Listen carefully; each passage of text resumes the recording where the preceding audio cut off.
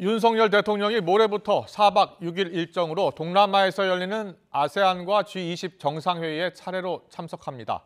국가안보실은 한미 정상회담 개최는 협의하고 있고 중국 시진핑 국가주석과는 자연스럽게 만날 기회가 있을 것이라고 말했습니다. 취재기자 연결합니다. 박석영 기자. 네, 용산 대통령실입니다. 윤 대통령이 취임하고 세 번째 해외 일정입니다. 주요 내용부터 정리해 주시죠. 네, 이틀 뒤인 모레 윤 대통령이 4박 6일 일정으로 동남아 순방을 떠납니다.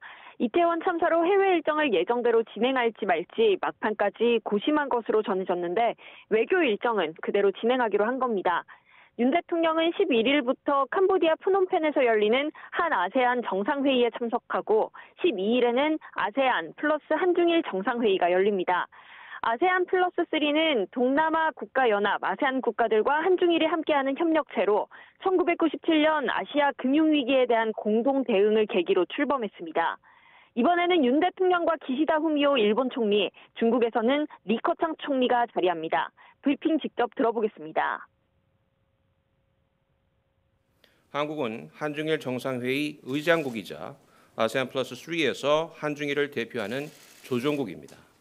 윤 대통령은 아세안 플러스 3 정상회의에 참석하여 아세안과 한중일 간 실질 협력 방안에 관한 우리의 구상을 설명할 예정입니다. 윤 대통령은 한 아세안 정상회의에서 정부의 새로운 한 아세안 연대 구상을 발표할 예정인데 어떤 내용인지 들어보겠습니다. 한 아세안 연대 구상은 우리 인태 전략의 비전과 원칙을 바탕으로 아세안에 특화한 협력을 추진해 나가기 위한 역사적 이정표가 될 것으로 생각합니다.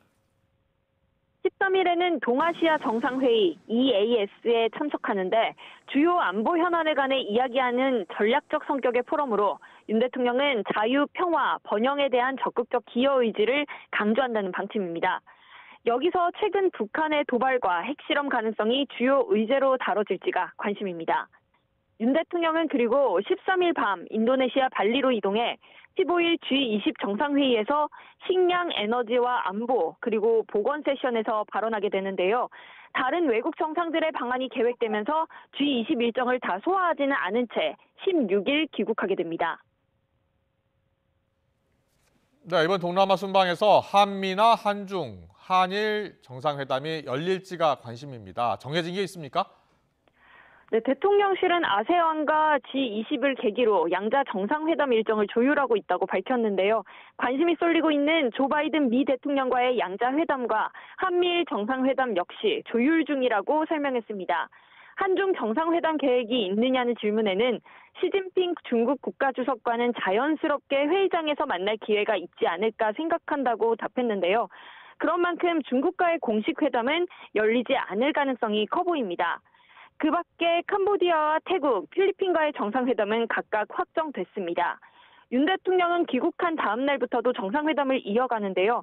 17일에는 한 네덜란드 정상회담을, 18일에는 한 스페인 정상회담을 개최합니다.